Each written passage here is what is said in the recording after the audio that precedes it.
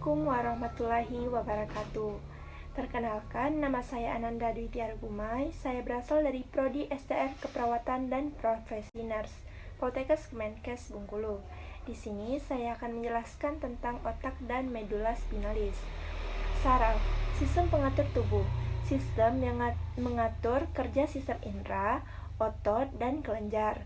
Sistem saraf terbagi menjadi dua, yaitu saraf pusat dan saraf tepi. Saraf pusat yaitu otak.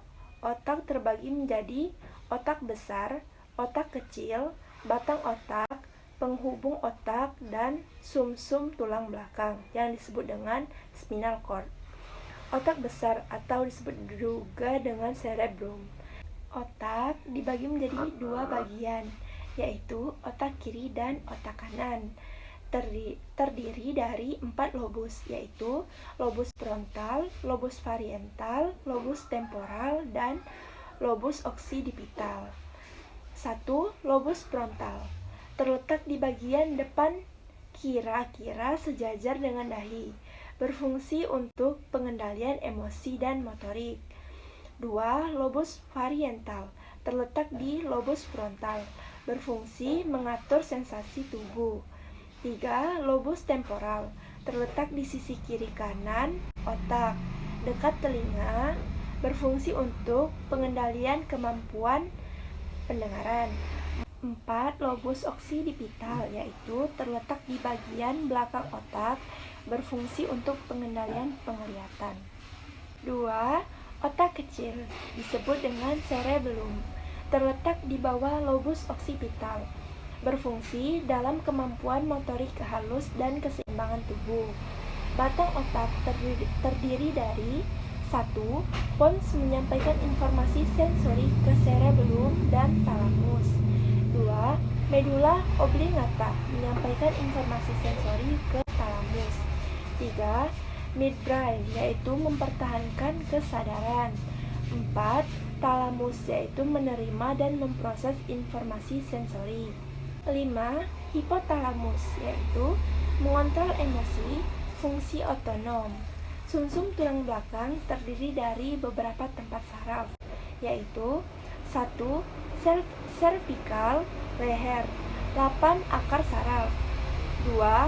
Torak, dada, 12 akar saraf. 3.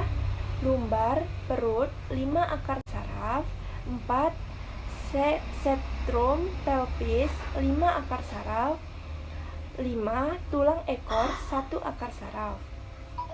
Bagian sumsum tulang belakang, bagian putih dan bagian abu-abu. Fungsi sumsum tulang belakang yaitu sebagai pusat gerak refleks, penghantar impuls dari indera ke otak dan sebaliknya, penghubung otak dengan seluruh tubuh.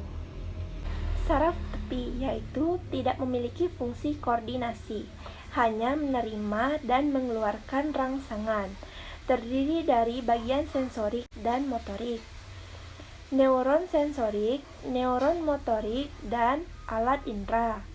1. Sistem saraf somatik yaitu sistem saraf sadar, terdiri dari kranial dan spinal.